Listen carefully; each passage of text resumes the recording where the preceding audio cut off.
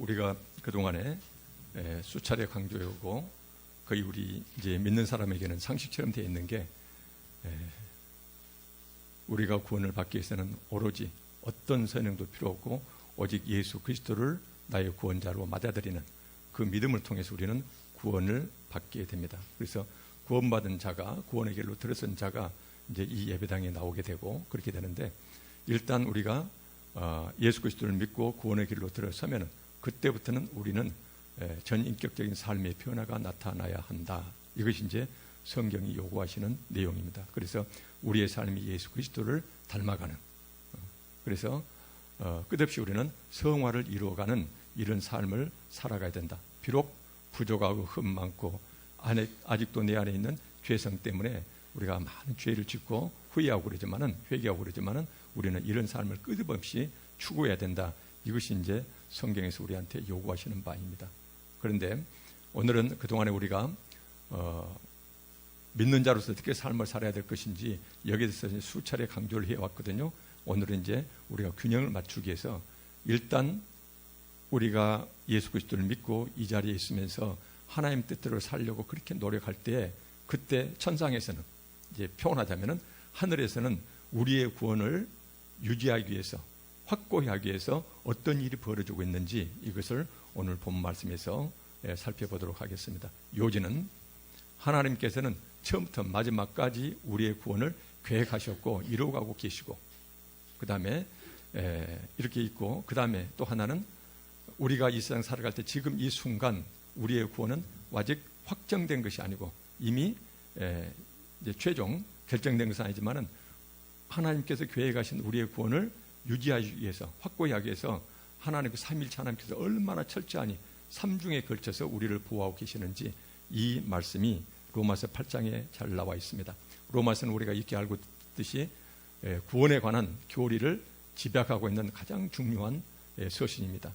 그 중에서도 로마서에서 구원에 관한 교리를 가장 확고히 집약하고 있는 것이 로마서 8장이거든요. 그래서 로마서 8장에 나와 있는 우리의 구원이 어떻게 이루어지고 있고, 그 다음에 어떻게 그 구원이 유지되고 있는지, 나의 그 많은 부족과 흠 가운데서도 이루어지고 있는지 이것을 여기 살펴보도록 하겠습니다.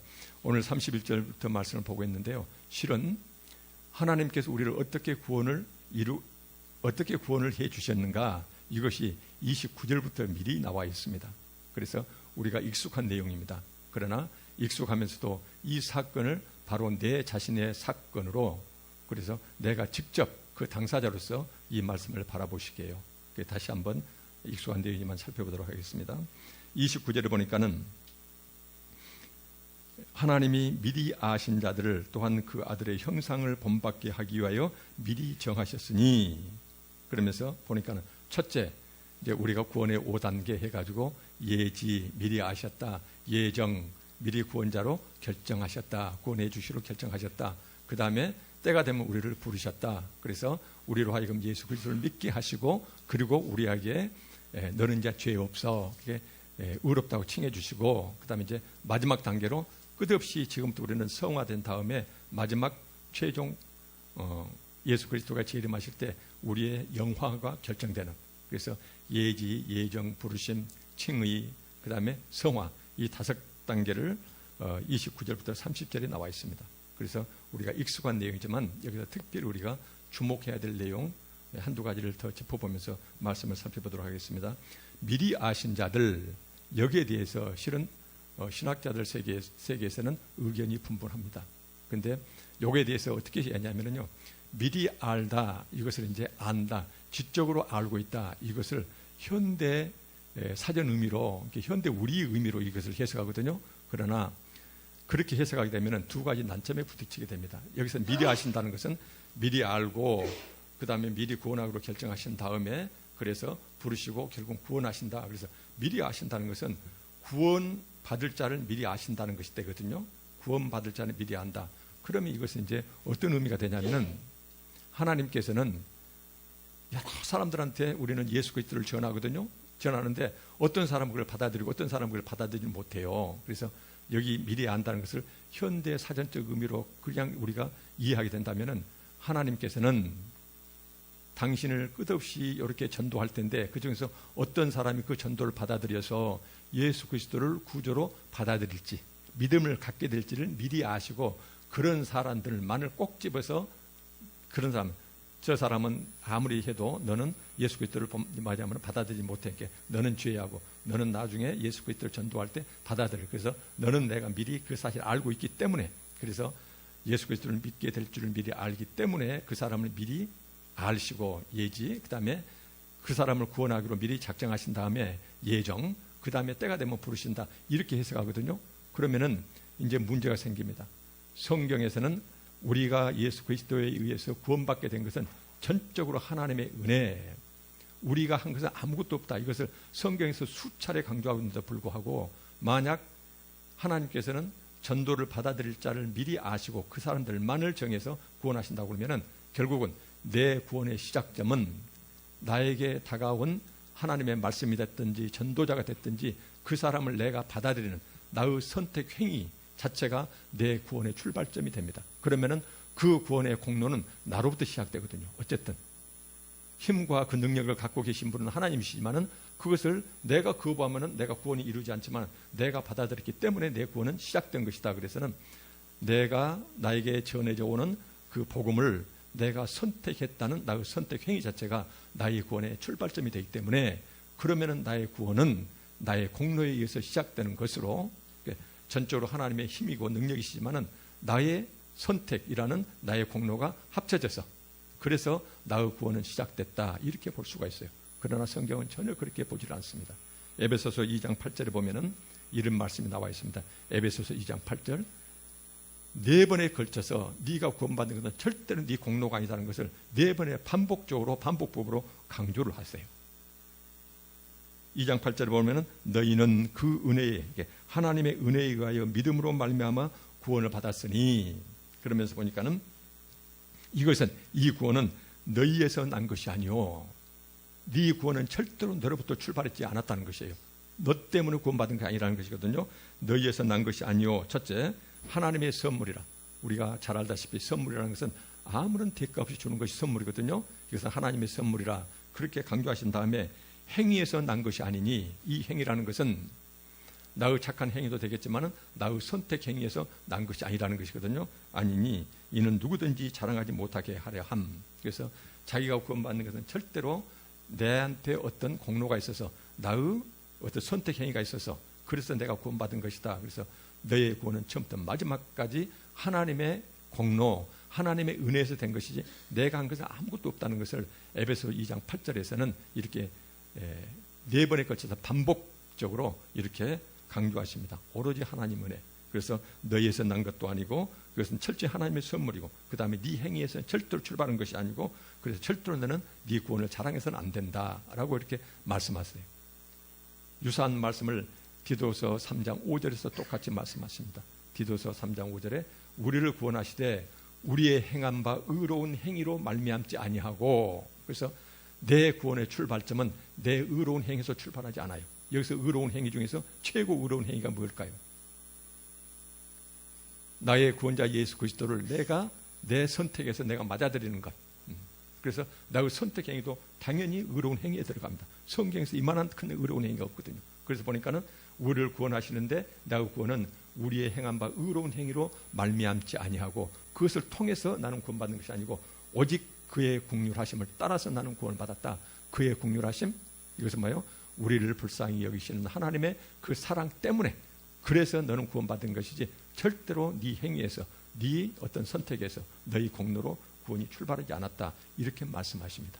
그래서 우리가 예지란 말을 혹시라도, 그런데 실제로 보면 많은 책에서 이렇게 얘기하고 있거든요. 그래서 그렇게 되면은 여러 가지 다른 성경 본문에 위배되기 때문에, 그래서 여기서 예지라는 것은 미리 우리가 예수 그리스도를 구주로 맞아들일지를 선택할지를 그런 사람을 꼭꼭 집어서 미리 아시고 그 사람만을 정해서 구원하셨다, 이렇게 해석해서는 안 된다는 것이군요. 또 하나가 있습니다. 여기서 알다는 미리 아신 자, 이렇게 미리 알다, 이 알다라는 용어 자체를 요즘 현대어로 해석하기 때문에 그렇게 해석하거든요. 근데 그렇지가 않습니다. 이 알다라는 의미는 바울 사도가 쓴 말입니다. 이 성경은 당연히 헬란말로 써졌습니다. 헬라어로 써졌는데 근데 이 헬라로 기록은 되어 있지만 알다는 의미를 바울은 어떻게 이해했을까요? 바울은 철저히 유대교 그 다음에 교육 훈련을 받은 사람이거든요. 유대 민족이고 아주 골수분자예요. 철저히 유대 문화 속에 살았던 사람인데 유대 히브리 문화 속에서 문명 속에서 성경 속에서 알다는 의미는 지적으로 알다는 의미를 훨씬 더 뛰어넘습니다. 다시 말은 뭐냐면은 내가 누구를 안다는 말은 바로 어떤 의미냐면은 개인적으로 직접 만나서 서로가 서로를 알아요. 그 다음에 교제를 나누면서 서로 사랑하는 관계를 안다라고 얘기를 합니다. 그래서 히브리 성경 속에서는 내가 누구를 안다는 것은 그래서 하나님을 알되 이 말씀이 있거든요. 그래서 안다는 의미는 다시 말씀드리면은 지적으로 아는 의미를 훨씬 뛰어넘어서 그것을 포함해서 개인적으로 만나서 서로 친교를 맺으면서 그리고 그 상대방을 사랑하게 될 때 나는 그 사람을 안다. 이렇게 히브리 용어 자체가 그런 의미를 가지고 있어요. 그래서 여기서 미리 아신 자들 이것을 그러면 어떻게 해석할까요? 미리 아신 자들은 예수 그리스도를 구주로 받아들일지는 미리 알았다는 그런 의미가 아니라 그런 의미보다는 하나님께서는 미리 나를 개인적으로 알고 계셨다는 것이거든요. 알고 계신데 그것은 뭐예요? 미리 나를 바라보시면서 미리 나를 개인적으로 접촉하시면서 나는 모르지만 그분은 영적으로 나를 미리 아시고 나를 깊게 사랑하고 계셨다는 것이에요. 그래서 1:1 관계를 말합니다. 그래서 하나님은 수많은 사람 속에서 나를 특정지어서 바라보시면서 나를 사랑하고 계셨다. 이것이 바로 뭐냐면은 미리 아신 자들, 미리 아신 자들을 미리 정하셨다. 그래서 그런 자들을 구원하시기로 마음속에 딱 작정하셨다는 것이에요. 여기에서 두 번째 단계까지요. 하나님께서는 미리 나를 사랑하고 계셨고 그 다음에 나를 구원하시기로 작정하셨는데 이 두 단계는 나도 전혀 모르는 사이에 하나님께서 홀로 그렇게 해오신 것이에요. 나를 미리 지켜보시고 미리 나를 딱 집어서 사랑하시면서 내가 너를 구원하겠다라고 하나님께서는 그렇게 작정하셨다는 것이거든요. 그래서 이것이 예기 다음에 예정에 되겠죠. 그리고는 하나님께서는 나를 부르셨어요. 부르시다는 게 뭐일까요? 그때 나는 첫째 단계 예지와 예정은 나는 모르고 있었지만은 그래서 하나님이 나를 부르실 때 그때 나는 최초에 하나님을 대하게 됩니다. 나를 부르실 때 어떻게 대했을까요? 어떤 사람의 전도를 통했든지 아니면은 부모의 신앙을 통해서 나한테 접근해 오셨든지 어떤 책이든지 심지어 어떤 사건이든지 여러 가지 모습으로 하나님은 나에게 다가오셨어요.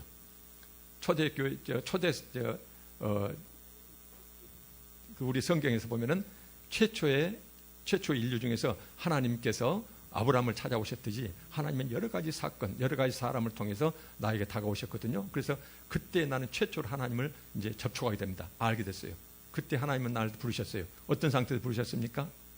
나는 그 전에는 오직 눈에 보는 것이 다인 줄 알고 오로지 세상 것만을 바라보면서 그래서 세상 것만을 탐하다가 죄와 죽음 가운데서 영원히 사라질 그런 저주 가운데서 어둠 가운데 살고 있었는데 그 하나님이 나를 찾아오셨어요. 그리고 그분의 예정에 따라서 나는 결국은 예수 그리스도를 믿게 되었어요. 이것마저도 믿게 만드셨다는 것이거든요. 그래서 나는 예수 그리스도를 내 구주로 받아들이게 됩니다. 그 순간 하나님께서는 나의 재판장, 나의 평생의 재판장이 되셔서 너는 지금까지 지었던 모든 죄, 언제까지도 너는 죄가 없어. 그리고 이제 의롭다고 칭해 주셨어요. 내가 구원받는 최초의 순간입니다. 그러고 나서는 이제 우리한테 계속됩니다. 그게 바로 뭐예요? 미리 정한 8장 30절을 봐볼까요? 또 미리 정하신 그들을 또한 부르셨거든요. 그들을 또한 의롭다 하시고 의롭다 하신 그들을 또한 영화롭게 하셨느니라. 그래서 미리 나를 지켜보시고 나를 사랑하고 계셨고 그래서 구원하기로 미리 예정하셨고 그래서 여러 가지 모습으로 내게 다가오셨고 그 상태는 나는 죄와 죽음의 어둠 상태에 있었는데 그분을 만나는 순간 나는 의롭다 해서 이제 영원한 생명이 그 길로 들어서는 이제 이렇게 의롭다 되고 그 다음에 하나님께서는 마지막으로 이제 뭡니까? 영화롭게 하신다는 것이거든요. 그래서 예지, 예정, 그 다음에 부르심, 칭의 여기는 우리 인생에 있어서 이미 과거 사건입니다. 과거에 일어난 사건인데 영화롭게 되는 것은 나에게는 어떤 때 이제 영화롭게 됩니까? 여기서 영화롭게 된다는 의미는 예수 그리스도의 영광을 내가 그대로 함께 공유한다는 것이에요. 우리는 하나님의 아들은 예수 그리스도십니다. 우리는 하나님의 양자가 되었습니다. 그래서 하나님 예수 그리스도와 우리는 형제지간이 되는 것이에요. 그래서 나중에 예수 그리스도가 누리는 모든 영광을 난 함께 공유하게 돼요. 이것이 이제 요한계시록에 9:9절절 이렇게 기록되어 있어요.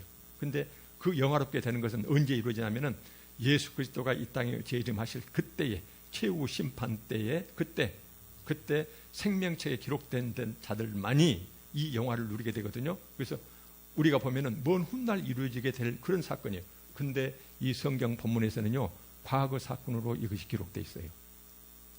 예지, 예정, 그분이 나를 찾아오신 부르심, 그 다음에 너 이제 죄 없어, 칭의, 이것이 이미 일어난 사건이기 때문에 당연히 과거 시제로 기록이 돼야 되는데, 이 성경 원문에 보면은요, 영화롭게 되는 것도 너도 이미 영화롭게 되었다라고 과거 시제로 되어 있어요. 왜 성경에서는 영화롭게 되는 것을 과거에 이미 기정사실로 해놨을까요? 하나님의 사랑이 얼마나 크시든지 우리가 앞으로 살펴보게 될 삼중으로 성부, 성자, 성령 하나님이 우리 구원을 작정하신 다음에, 그 다음에 우리를 부르신 다음에, 내가 그렇게 죄가 흠이 많은데도 불구하고, 교회는 다니는데 세상 나가면 갈지자걸음 하고 있는데도 불구하고 끊임없이 탄식하시면서 우리를 얼마나 삼중으로 보호하시는, 그것이 보호막이 존재하기 때문에 비록 네가 예수 그리스도를 믿고 구원받았지만은 아직 부족한 흠이 그렇게도 많지만 절대로 네 구원, 그 다음에 최종 영화롭게 되는 것은 절대로 흔들림 없는 확고한 사실이다. 이것을 강조하기 위해서 이미 일어나 버린 사건처럼 여기서 과거 시제로 기록되어 있어요. 바울은 굉장한 학자였거든요. 실수할 사람이 아니었어요.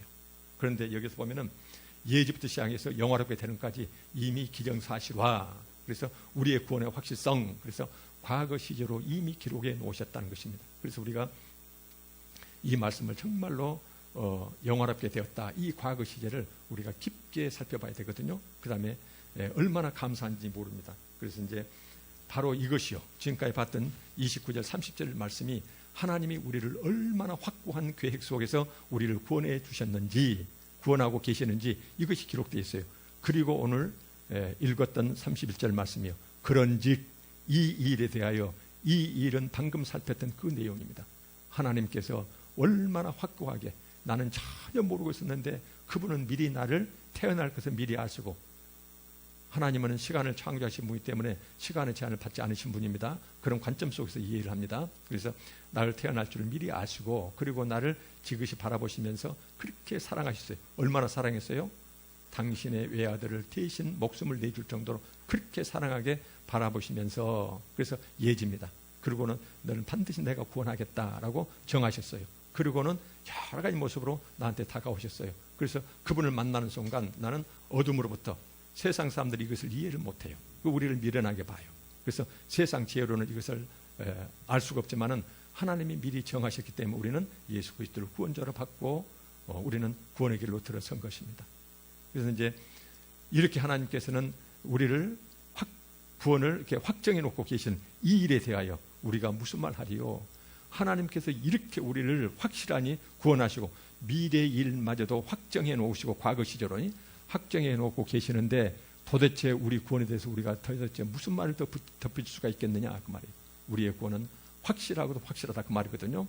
그러시면서 만일 하나님이 우리를 위하시면, 이것은 위하신다, 이걸 다른 표현으로 하면은요, 달리 해석하면은 우리 편이 되어 주셨다로 해석이 가능한 단어입니다. 그래서 하나님이 우리를 위하시면, 그러면 하나님이 우리 편이 되셨는데 누가 우리를 대적하리요? 누가 우리를 감히 맞서겠느냐, 그 말이에요. 이것은 뭐예요? 우리의 구원의 길을 가로막겠느냐. 그러면서 32절에 자기 아들을 아끼지 아니하시고, 인간적인 의미로 이 내 삶에다 적용한다면 기가 막힌 말씀이죠. 내 자식을 누구를 위해서 내주겠습니까? 자기 아들을 아끼지 아니하시고 우리 모든 사람을 위하여 내주신 이가 십자가 죽으신 피 흘림이거든요. 그 자리에 내주신 이가 어찌 그 아들과 함께 모든 것을 우리에게 주시지 아니하겠느냐. 자기 아들까지도 내어주실 분이 아낄 것이 뭐가 있겠냐, 그 말이에요. 우리의 구원, 그 다음에 우리가 죄 짓고 좀 흠이 많아가지고 갈팡질팡 살아가도 그것 때문에 사탄이 우리를 이렇게 고발한다 하더라도 절대로 흔들림 없이 우리 구원을 잡아주실. 그래서 보니까는 33절에 누가 능히, 이건 능히 감히 그 말이거든요.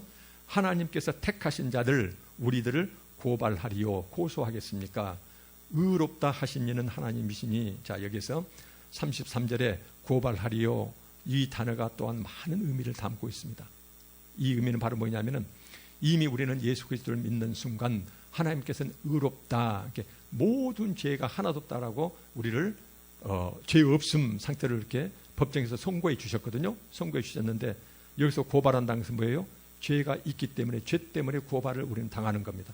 그래서 이 의미는 우리는 이미 예수 그리스도를 믿고 구원의 길로 들어섰지만, 그러나 우리 안에 내재된 죄성 때문에 우리는 끊임없이 부족하고 흠이 많고, 그 다음에 갈짓작거림하면서 죄를 지을 수밖에 없다는 것이에요.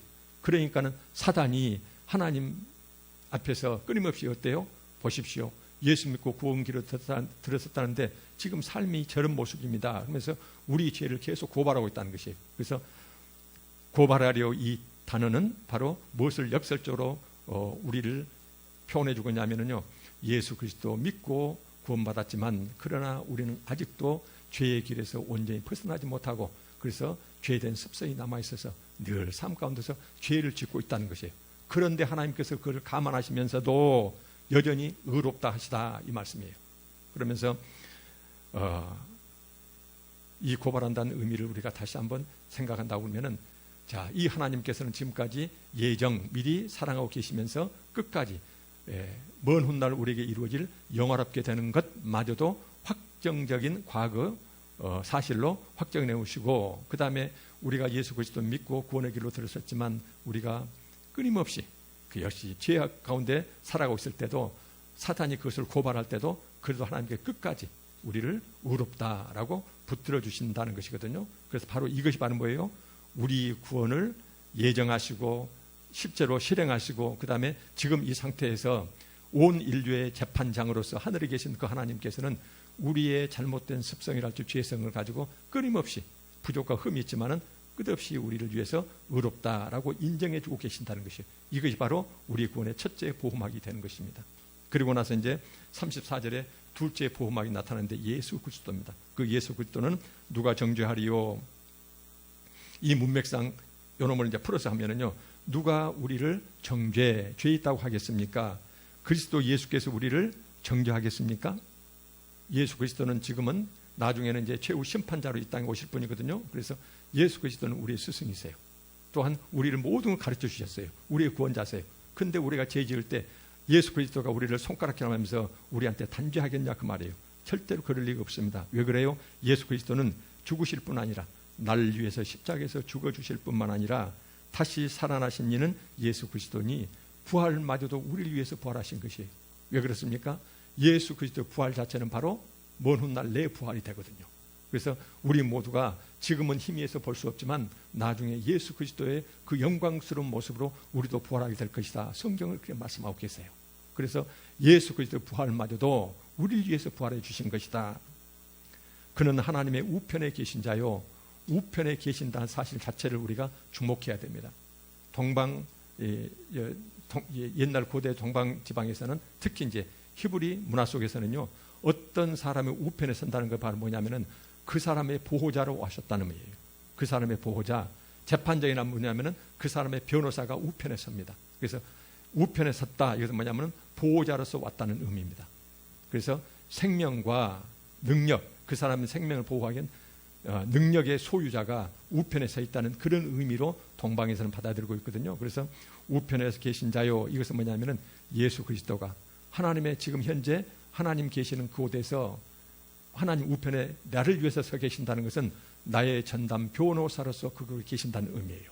그래서 우편이라는 의미가 굉장히 중요합니다. 그래서 항상 예수 그리스도는 우편에 계세요. 그래서 누구예요? 당신을 믿고 이 자리에 앉아있는 우리 모두를 구원하기 위해서 우리 표현하면 평생 동안 이 땅에 재림하신 그 순간까지 평생 동안 우편, 나의 전담 변호사로서 나의 부족과 허물을 계속 사단이 고자질하면은 그놈을 변호해주고 계시는 전담 변호사 역할을 예수님께서 하신다는 의미를 여기서는 하나님의 우편에 계신 자요라고 표현되어 있습니다. 그 다음에 우리를 위하여 간구하시는 자, 우리를 위하여 하나님을 향하여 간절히 구한다는 것이, 왜 간절히 구할까요? 우리가 처음부터 마지막까지 하나님 말씀대로 살면서 전혀 부족이 없다면은 예수 그리스도께서 특별히 걱정하실 것도 없어요. 끝없는 우리의 부족이요, 그 다음에 예수 그리스도 믿었음에도 불구하고 우리의 부족과 허물 때문에 예수님께서 계속 우편에서 나를 변호하시면서, 죄가 없으면 변호 자리에 계시지 않겠죠.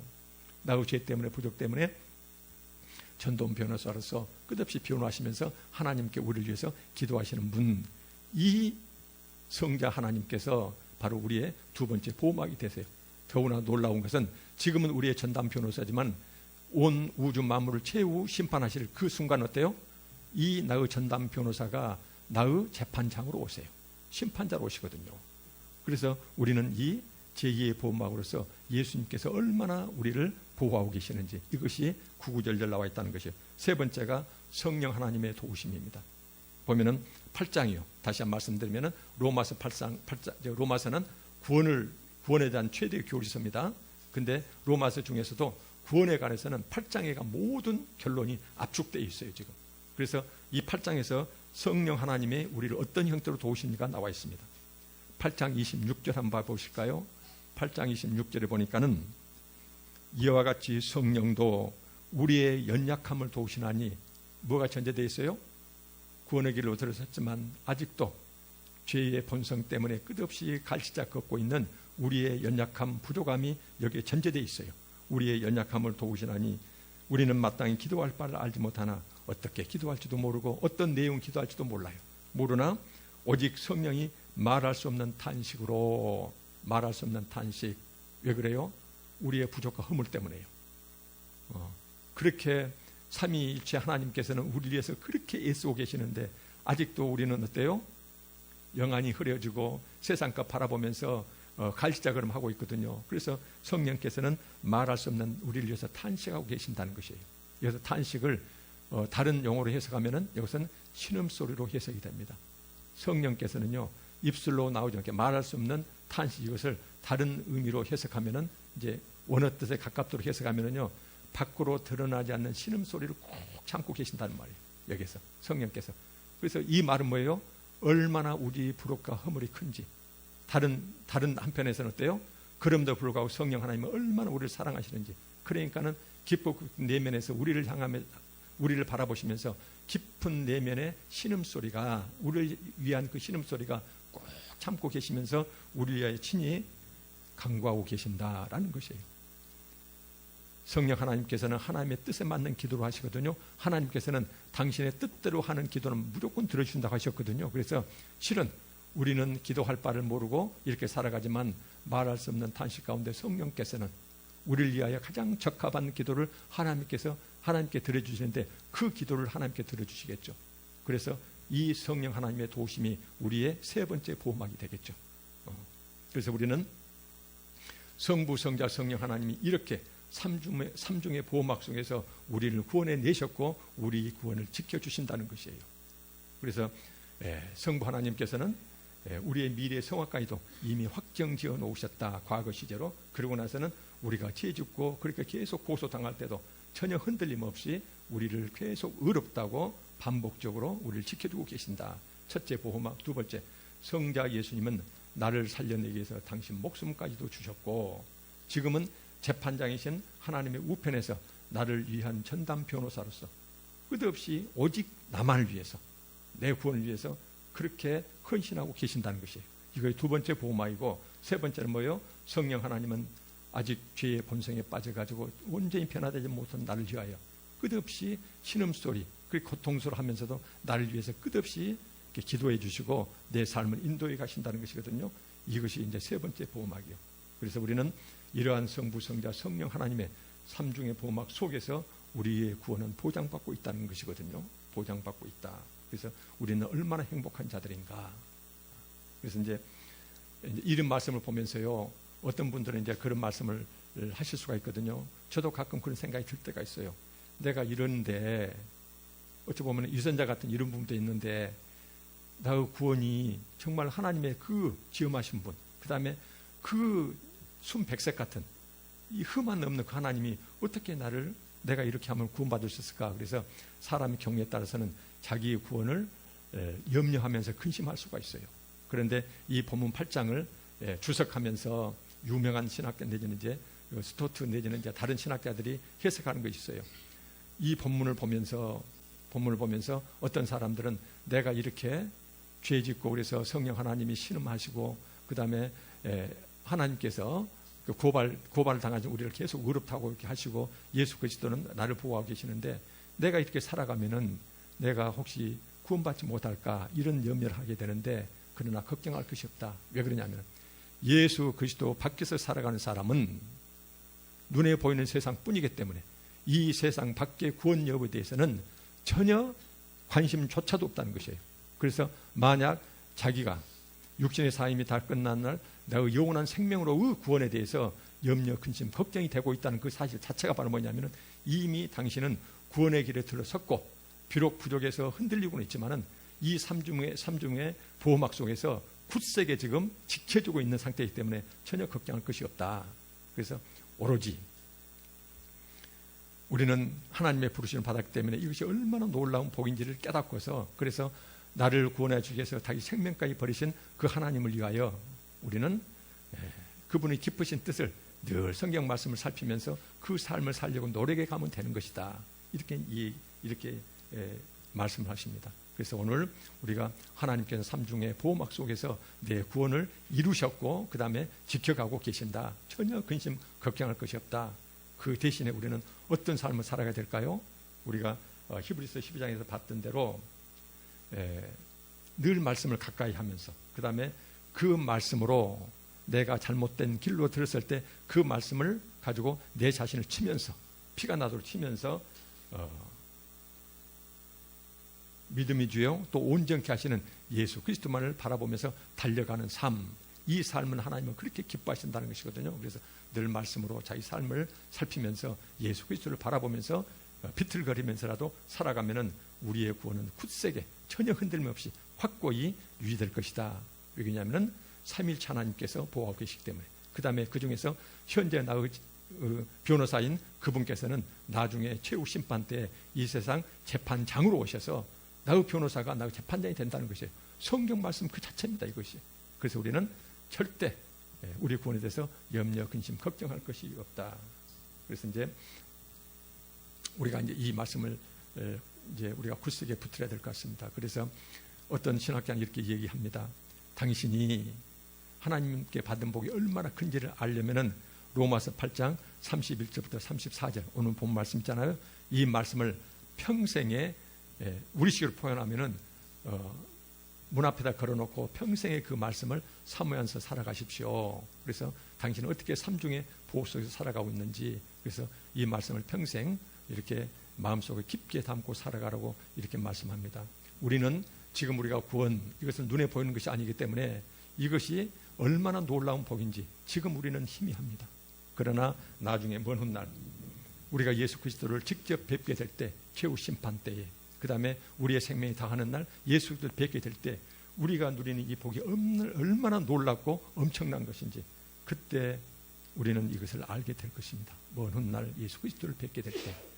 그래서 우리가 오늘 본문 말씀처럼 혹시 신앙생활 하면서 우리가 혹시 버림받을까 해서 벌벌 떨면서 그래서 율법의 노예가 되어서 우리가 하나님께 이렇게 충성하는 것이 아니라 이미 확고하게 우리는 구원을 받았고 그 다음에 삼중의 보호막 속에서 우리는 구원이 확고히 유지되기 때문에 그래서 나의 부족과 흠을 불문하고 그렇게 사랑 베푸시는 그 하나님이 너무나 고맙고 감사해서 그래서 틈만 나면은 우리가 하나님 뜻대로 살려고 노력하는 그래서 교회에 나와서도 정말로 낮은 자리에서 서로 봉사하면서 서로 사랑하는 그런 교우관계를 만들어가는 이것이 바로 우리 하나님의 그 사랑에 보답하는 길이 되겠죠. 그래서 우리 교회가 정말로 아름다운 그런 교회가 되었으면 좋겠습니다. 기억하셨으면 좋겠습니다. 내 눈에 보이지 않지만은 삼중의 보호막 속에서 내 구원은 굳세게 유지되고 있다. 절대로 흔들림이 없다. 그래서 영화롭게 되는 것 자체가 이미 과거 시절 쓰여질 만큼 확고부동하다. 이 말씀을 붙들고 우리가 살아가기를 바랍니다. 기도하고 마치겠습니다. 아버지 하나님, 우리가 아직 죄인 되었을 때 우리를 미리 사랑하시고 구원을 계획하시고 지금 이 순간도 성부, 성자, 성령 하나님의 삼중의 보호막 속에서 구원의 은총을 누리게 하시니 감사합니다. 이 은혜에 감사하며 성경 말씀으로 자신의 죄에 대한 본성을 쳐가며 예수님만을 바라보고 살아가게 하여 주시옵소서. 감사드리며 예수님 이름으로 기도합니다. 아멘.